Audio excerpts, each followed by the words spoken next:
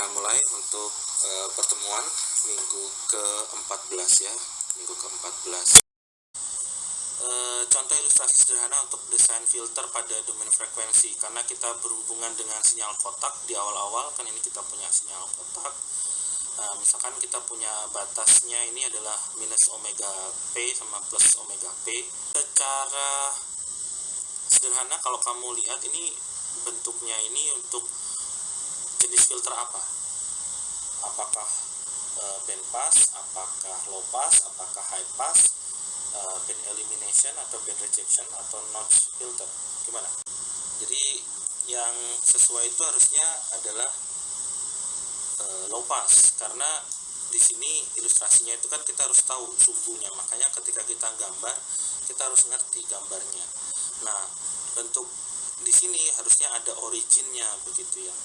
Nah, kalau misalkan nanti diminta untuk menggambarkan yang band pass filter, karena sebelumnya saya juga sudah menjelaskan analisa spektral kita itu adalah pada separuh saja, karena ada frekuensi Nyquist di tengah-tengah, ada frekuensi maksimal dari data. Nah, maka bentuk yang selebihnya itu adalah bentuk yang pencerminan di subu X sama dengan 0. Maka dari bentuk ini, kalau kita perhatikan yang terakhir, ini kan dari 0 sampai omega tertentu. Nah, 0-nya itu di sini. Nah, berarti karakternya kalau kita sinyalnya adalah real, maka kita berhubungan dengan low pass filter bentuk ini. Nah, kalau kita berhubungan dengan bentuk yang sifatnya band pass, kita mungkin akan berhubungan dengan gambar yang ilustrasinya kurang lebih seperti ini. Nah, karena kita bicaranya adalah frekuensi pada setengah dari spektral kita, kalau yang tadi kan kita bicaranya yang simetri. Yang simetri itu berarti full, penuh ya. Jadi ada bentuk yang dari kiri dan kanan, minus omega. Ini padahal kan kalau frekuensi itu kan seper perioda, seper T besar. Nah, periode itu kan time negatif itu kan nggak ada kan ya, atau gimana, susah kan. Makanya kita kalau berhubungan dengan time yang real, data yang real, biasanya kita analisisnya yang bagian kanan ini dari data yang real, dari kausal sinyal kita. Nah, kalau kita berhubungan dengan band pass, maka yang bagian sini kita analisis yang setengah saja, jadi yang sini kita tidak perhatikan gitu. Nah, kalau kita pengen melakukan desain filter dari sederhana bentuk yang seperti ini untuk karakter low pass. Nah, kita kan tadi sudah menyampaikan ada kriteria plus minus, jadi tidak semuanya itu bisa menghasilkan yang ideal 1 dan 0, 1 langsung tegak dan 0. Jadi kita mencoba melihat realisasinya. Jadi biasanya ini ada pilihan harga, misalkan di sini 1 minus delta P sampai 1 plus delta P dari harga 1. Sedangkan di sini untuk yang 0 ini ada ripple sampai delta S ya, delta stop bandnya, ripple stop bandnya. Dan misalkan dari ilustrasi gambar ini kita akan bisa melihat bahwa misalnya kita menentukan nilai magnitude H omeganya pada kisaran 0,9 sampai dengan 1 atau 0,9 sampai dengan 1, berapa begitu ya. Sedangkan omeganya misalkan kita tentukan pada rentang frekuensi yang akan diloloskan itu berapa, 0 sampai 0,45. Sedangkan ini ilustrasi saja contohnya. Sedangkan transition bandnya kita bisa tentukan misalkan dari 0,45 sampai 0,8.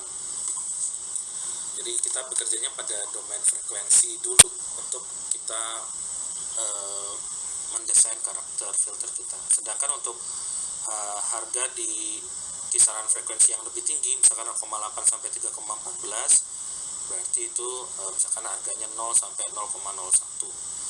Misalkan kita tahu bentuknya seperti itu.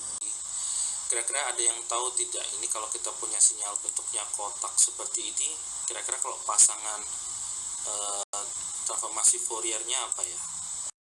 Baik, jadi biasanya kan kita berhubungan dengan sinc function ya kan ya.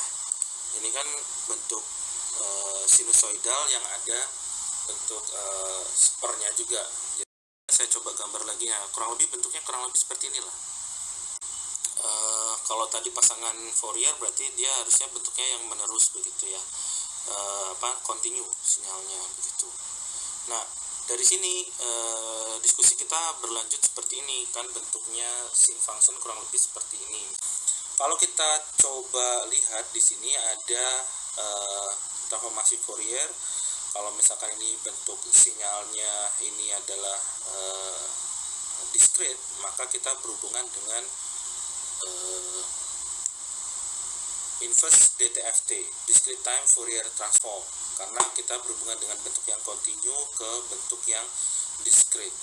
Nah, itu berhubungan dengan transformasi Z. Transformasi Z itu sudah kita pelajari juga di pertemuan-pertemuan sebelumnya, tapi mungkin tidak terlalu dalam. Tapi di sini untuk menunjukkan bahwa semua yang kita pelajari itu dipakai berikutnya.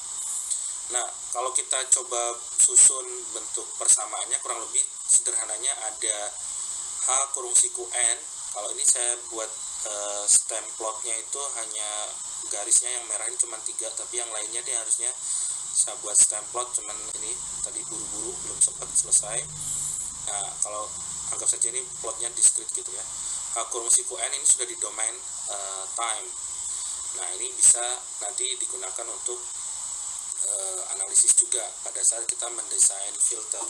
Dan di sini ada komponen tentu saja A, ada omega, dan juga mungkin ada yang lain seperti orde polinomial sebagaimana yang sudah kita bahas tadi berkaitan dengan orde untuk filter. Ada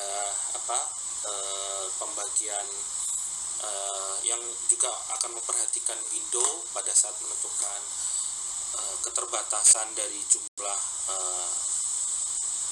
filter pada domain time begitu. Terima kasih.